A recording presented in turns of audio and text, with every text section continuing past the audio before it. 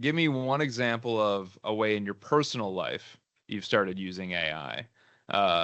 Outside of, clients or prospects or even internal work. What's some way that you've used AI, just for yourself, completely outside of work in the last, 3, 4 months? I like to use AI as a sounding board. I mean, any idea that comes to mind, I would just discuss with it, think about it, and figure out what I want to do with it. I mean, it's a good sounding board. I mean, when you don't have anybody else to talk to, you can No, talk. it sounds like you're sick of talking to me and Durga, Jerry. That's what it sounds like. You'd rather talk to the robot.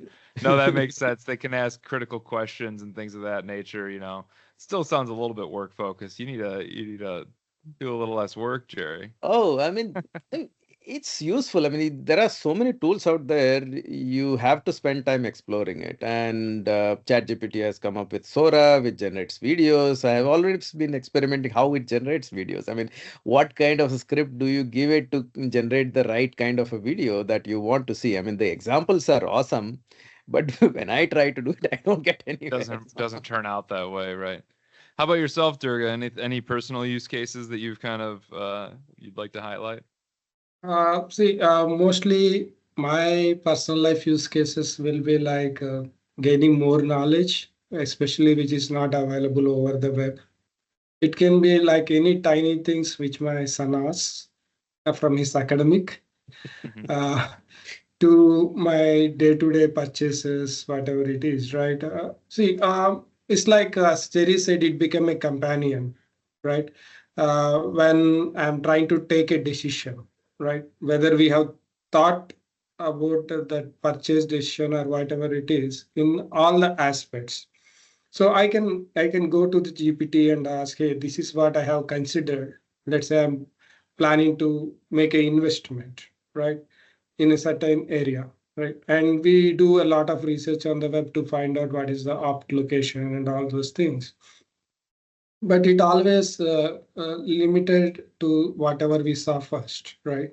The famous website always like they pamper the data for their ratings and other use cases. Where when we use these companions, right, chat GPT or any other things, they go beyond the top listed ones. They try to find out different use cases and provide a new data points, right? Provide new data point, bring out new data points, which changes our uh, thinking structure at all completely. Hey, this is a silly thing which I have missed, which I shouldn't have missed, and very crucial for taking the decision, right?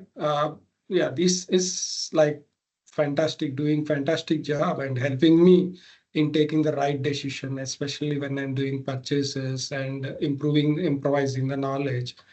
And I'm saying that it's a complex problem, but I'm solving easily with GPT, and it gives a clear analysis on how it has solved it, reasoning with all the reasonings with more examples, where I take the credit on behalf of GPT that I solved it. Oh, sure. Yeah, I'll be interested. That's actually another you highlighted another topic. You know, what is the impact of the ChatGPT landscape and SEO, search engine optimization, right? Because exactly what you said, pampered data, a lot of companies, structured themselves to be top of mind for Google. But now ChatGPT is a little bit more sophisticated than that and scrapes Google beyond just the keywords and the buzzwords, but synthesizes the information a little bit more readily. So I don't know if we'll have the answer to that, but it's something to kind of think about as a potential topic. I'll give one more. I'll give one use case that I'm using it for. So my son is nearly 5 years old. I coach his soccer team. So I'm the head coach for 12 children between the ages of 4 and 5. So it can be, I don't know if you've ever managed a group of 4-year-olds, but it can be difficult keeping them engaged and keeping them interested.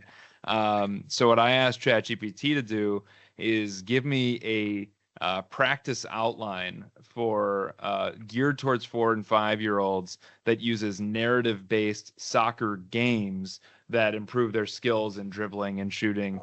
So I'm actually using one of those practice plans today, so I'll let you guys know how that goes.